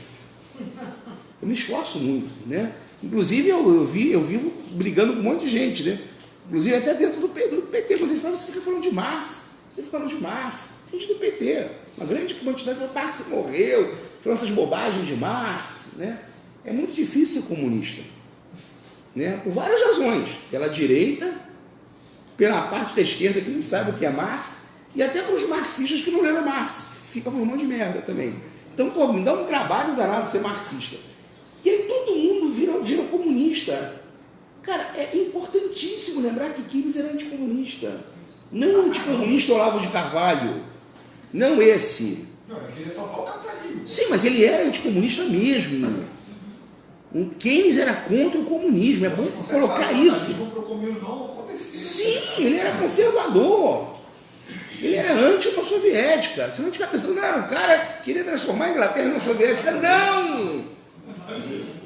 Não! Ele é um cara que falava assim, sem emprego, salário e renda, o capitalismo vai cair. Por isso que hoje se discute austericídio na Europa. Por que a Alemanha, mesmo sendo a credora da Europa, não vai para o vinagre? Olha o que eles fazem na Alemanha. Aquele texto da menina aí que está circulando sobre a Alemanha é estado de bem-estar social. Só que o estado de bem-estar social é já uma pré-aplicação do socialismo, sem tomar os meios de produção. Você regula. Você não toma, mas você regula. Vou taxar a Volkswagen até a alma para eu produzir bem-estar na sociedade. Se você não fizer isso, isso tem a ver com o que o Marx fala, distribuição. Distribuição não de carro, distribuição do lucro social. A parte no que a Volkswagen acumula, o governo vai me dar 30% disso aqui. Então, quando você fala lucro social, está sempre relacionado com o governo está se apropriando. Não estou falando, porque olha só, o que eu falo aqui? Eu estou falando de lucro social. Vamos lá. Quando o Marx fala de distribuição, a primeira vez que eu entendi errado, porque a primeira coisa que você pensa é distribuição. Distribuição, tenho 100 livros, eu distribuí 100 livros. Não é isso que o Marx está falando. A produção é sempre social. A apropriação é privada. Ele está falando dessa distribuição. Quando eu falo de lucro social, é o lucro das empresas. Então, por exemplo, as empresas ficam com 80% do montante do lucro e os trabalhadores ficam com 20%. O governo olha e fala assim, vai dar merda. Vai dar merda. Não funciona. Ele vai lá e taxa e fica com 30% desse 80 lá. Nem dos 80. 30 do total. Só que ele pega do empresário. Aí ele repassa um monte de ajuda, isso e aquilo, mas isso que faz a roda girar. Porque se eu tenho a produção bruta de 100%, o empresário fica com 80%, o trabalhador com 20%, quem consome? Agora, está dizendo que a economia vai melhorar em 1%. O país vai melhorar em 1%. De onde que ele tiraram? Aí você fala de crescimento de produto interno bruto, que é crescimento apenas da produção. A distribuição, por exemplo, o país está mais pobre. A classe de miserável cresceu, a classe média está empobrecida. Você pode até produzir 1% a mais, por exemplo, vender no exterior e a classe rica ficar mais rica. Mas porque quando você fala em riqueza da nação, sempre fala do produto interno bruto, desde o Adam Smith. Mas não quer dizer que isso vai tornar alguém mais rico no Brasil. Né? Porque... Mas o pessoal fala isso, gente. Mas claro, eu falo para o Jair. É porque a economia, a gente tende a pensar... Qual o grande mérito do Marx, quando ele ataca a economia clássica? A gente tende a pensar que a economia é uma ciência exata. E o Marx acaba com isso. Ele fala que a economia é uma disputa de estrutura, de superestrutura de pensamento. Então esses economistas clássicos estão enganando vocês. Não, tanto não é exato que quando eles fazem essas projeções é sempre em faixa e estão sempre atualizando, porque não tem como garantir. Não tem como garantir, é crescimento de 1% do PIB. Agora, você tem um crescimento da pobreza, empobrecimento da classe média, volta da fome, e fala, mas peraí, o país cresceu realmente? Né? Que gargalo vai dar lá na frente isso? É aquela falácia ridícula do vamos crescer o bolo para depois repartir. Mas vamos lá, aí é diferente, Delfim. Eu ia falar nisso, você está lendo o meu pensamento, Delfim Neto.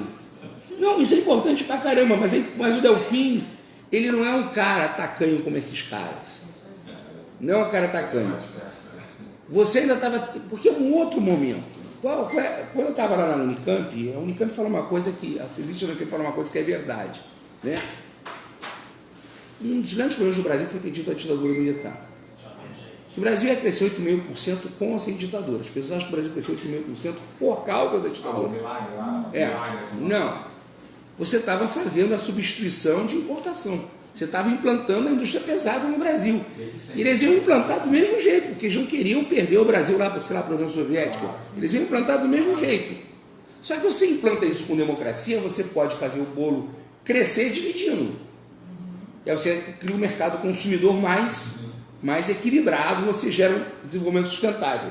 Mas o Delfim está certo, segundo ele fala, que tem que fazer o bolo aumentar. Não, beleza. Porque o que você tem no Brasil... Não dá para dividir. Você vai dividir o quê? Se você não tem nada. Qual o problema de Cuba? Qual o problema de Cuba? Não tem mais tudo. Dividir o quê? Não, você divide e sobra nada para cada um. Né? Se você não tem produção, você vai dividir o quê? Estou dizendo que a lógica toda está correta. Está correta no sentido de falar, tem que fazer esse PIB crescer. Não, sim. Lógico, mas na Europa cresceu sendo dividido. Não, crescer não quer dizer concentrar, né? É isso, crescer sem concentrar. O crescer para depois dividir não teve o depois. Exatamente, ficou no crescer, né? Agora, ele não é. Porque o Paulo Guedes é pior, ele não quer que nada cresça. Paulo Guedes é política de terra arrasada. É uma coisa. Se eu vou pegar o Delfim é um keynesiano, não vou dizer que é um keynesiano clássico, mas o Delfim defendia a empresa estatal. Defendia a estrutura, assim, o pior que fosse ditadura, ninguém está defendendo ditadura aqui, mas não dá para comparar a ditadura militar com o governo Bolsonaro. Não, mas nunca vi. Não, mas eu falo isso para os caras que defendem a ditadura. Não dá para comparar. O Bolsonaro, no máximo, seria um torturador na ditadura militar. Não seria não entrava no terceiro escalão. Não entrava no terceiro escalão. Os caras tinham visão macroeconômica. Estavam errados em certos pontos? Estavam. Não elogio a ditadura, mas os caras tinham uma visão macroeconômica, BNDES, investimento, infraestrutura. E não eram os caras, não, dane-se o Brasil. Os caras hoje estão desfazendo. Desfazendo que a ditadura. A gente tem um governo tão doido que está desfazendo o que a ditadura militar fez. Eu falei outro dia pro cara, os caras estão desfazendo o que os caras tinham. Quem criou o FGTS foi a ditadura militar. Quem aperfeiçoou o sistema de previdência, não estou dizendo que está bom, quem aperfeiçoou o sistema de previdência foi a ditadura militar. Isso não é coisa de comunista, gente. É mais grave que hoje os próprios militares hoje apoiam essa diferença. Sim. É uma coisa assim. É exatamente isso. Por que os militares se preocupavam com previdência? Para não deixar o comunismo crescer, para não deixar o país explodir. Você tem que ter uma previdência pública com mínimo de qualidade para você não ter explosão o tempo inteiro. Os caras não sabem. Por que o X explodiu? Ou eu me mato ou eu mato alguém. É controle social. Controle social. Então, assim, Mas qual é o objetivo dessa aberração? eu não sei se tem Porque objetivo. vários níveis. Me desculpe, a gente está falando que o cara é genial, que está pensando em todos os passos. Eu consigo ver aquele cara que saiu e deixou o mágico. Não, aprendiz de mágico, sabe aquela história do aprendiz mágico? O cara saiu e deixou o moleque lá, o moleque libertou o demônio. Então, assim, eu não vejo nenhum. Não, os caras são Nero, cara. Nero. O máximo lucro, aumentar a maioria absoluta, se aumentar a relativa, sem planejamento econômico, não é de 20 anos. De 1 ano. Os caras querem queimar as reservas cambiais agora. Já estão queimando. Não, mas os caras querem queimar, querem detonar tudo. É uma coisa muito doida. Se você pega, por exemplo, a ditadura militar, tinha plano. Olha só, a ditadura militar começa a cair quando o JB faz JB ou foi o Globo? Faz um editorial com o seguinte nome, URSB. União das Repúblicas Socialistas do Brasil. Porque assim, a gente tem que entender algumas coisas. A ditadura militar brasileira não foi neoliberal. Não foi. Os caras falaram, tem que acabar com esta merda. Os caras eram desenvolvimentistas. Sim, tem que acabar com esta merda. Isso aqui não se coaduna mais com o projeto que a gente tem para o Brasil. Nem tem nenhuma defesa dos militares, não. Eles se tornam desnecessários. Cara, esses caras estão atrapalhando. Como é que o Collor ganha a eleição? Qual é a imagem do Estado? Um elefante branco. Como é que é o funcionário público na época do Marajá. Sim. Funcionário público tem triênio, anuênio, biênio, quinquênio, duênio, licença-prêmio. Então, assim, você quer detonar isso para fazer com que o Brasil entre na era do neoliberalismo. Pinochet foi neoliberal, a ditadura militar brasileira não foi. E esse governo eu não sei o que é. Esse governo é difícil de tentar entender o que... Ao contrário de alguns analistas estão dizendo que tudo que o Bolsonaro faz é pensado milimetricamente, você vê que toda hora o cara tenta dar cavalo de pau na economia. Toda hora. Ele fala que alguma coisa vai fazer andar, não faz andar, agora vamos taxar o servidor público em 25%. E vamos resolver o problema do país. Como? Não vai resolver. Não vai resolver. Então, a gente acabou falando da política interna no Brasil. Né? Mas, se você pega o capital, você entende muito disso. Quando cai a taxa de mais-valia relativa, o capitalista imediatamente tenta aumentar a taxa de mais-valia absoluta. Mesmo não tiro no pé. Que o tiro no pé a longo prazo. No primeiro momento, ele consome o lucro da classe trabalhadora e depois ele... E agora? O que eu faço? Porque o capital ele tem que estar circulando. No primeiro momento, você vai lá e absorve aquela parte da mais-valia que... taxa de mais-valia cai quando o operário aumenta o valor da força de trabalho. Embora a mais-valia relativa pela circulação aumente. Aí você, no primeiro momento, aumenta a sua mais-valia absoluta.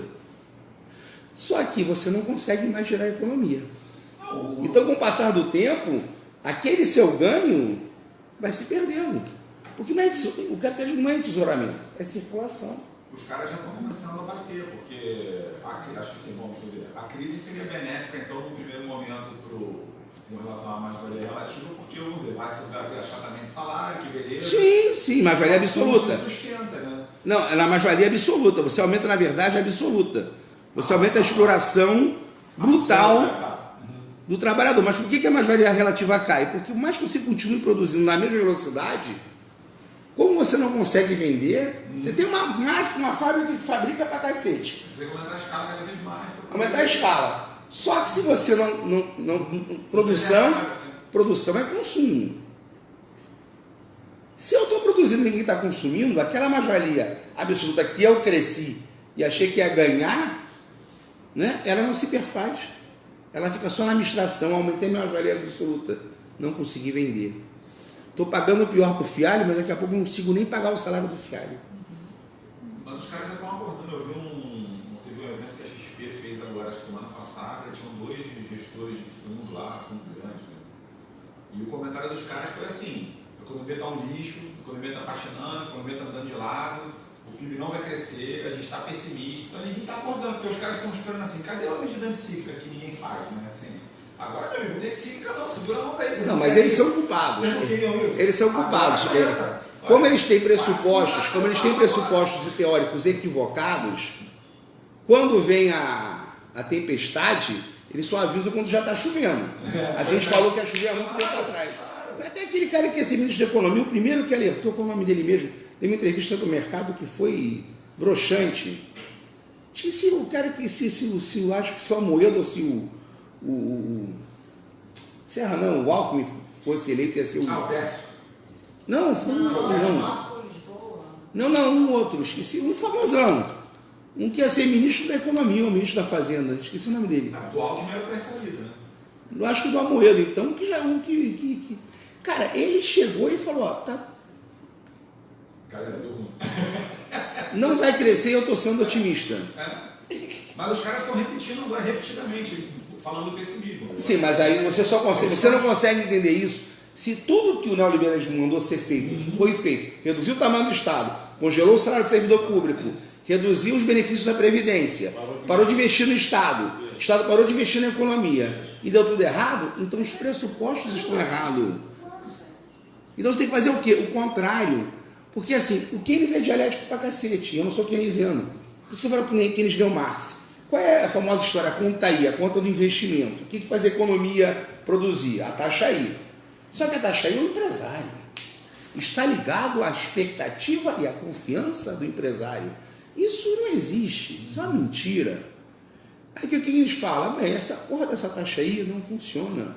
Foi por isso que os Estados Unidos foi pro buraco. Foi por isso que teve Primeira e Segunda Guerra Mundial. Isso não funciona.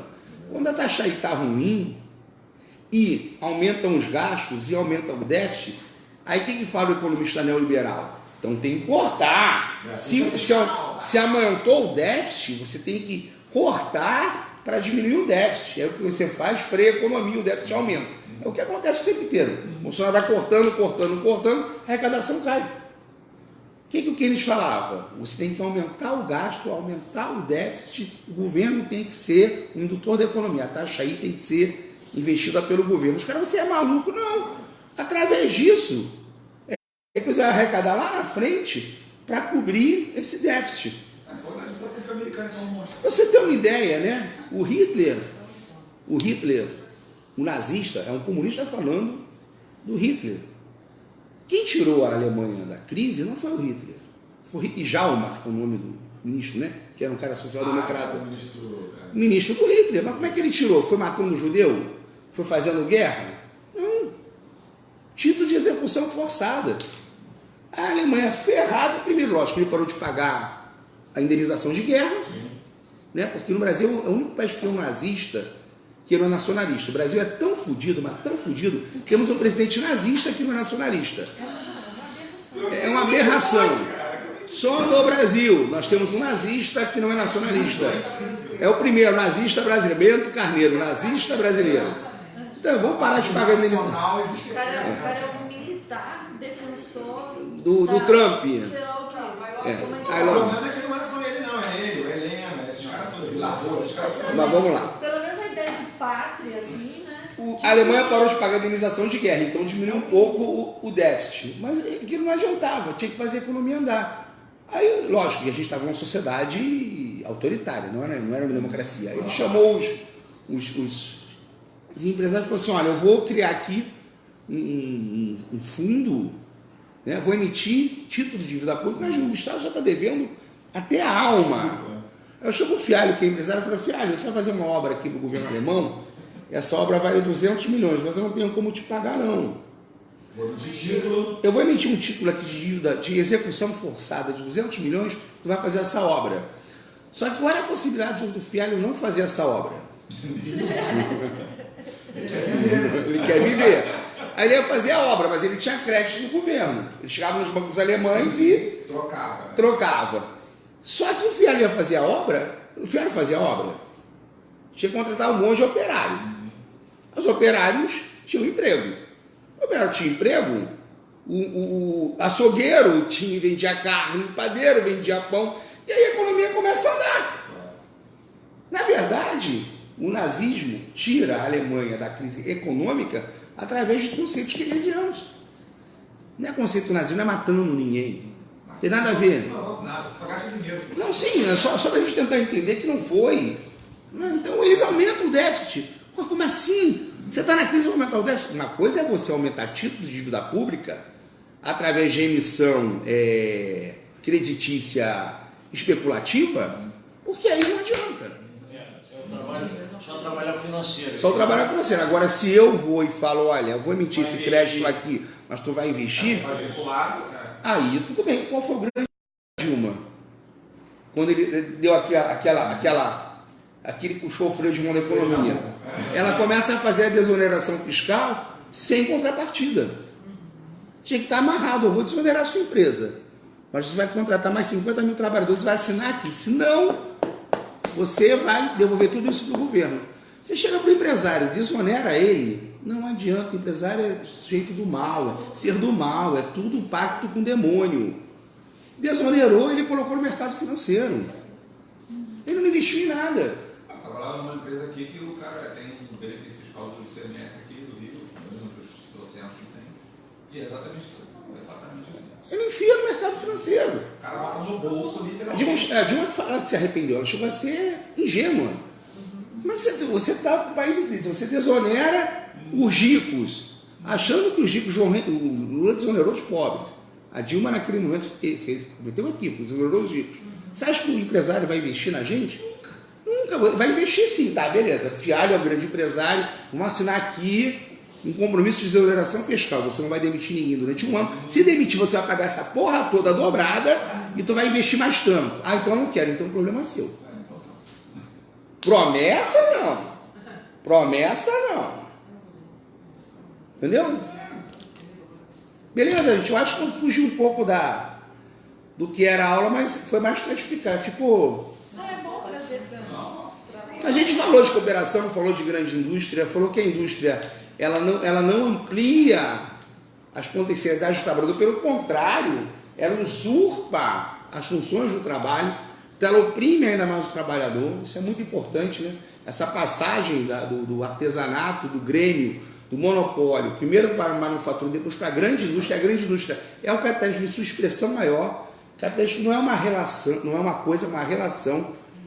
Não é entesouramento, é circulação brutal de capital que pressupõe, primeiro, uma grande massa de trabalhadores livres, como nunca antes na história do mundo.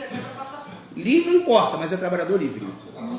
Trabalhador livre, inclusive, do próprio instrumento de produção. Está livre até do próprio instrumento de produção. Livre. Não tem mais nem instrumento de produção. Exatamente, mas é isso. Uma grande massa de trabalhadores livres, despossuídos, e uma minoria que concentra os meios de produção.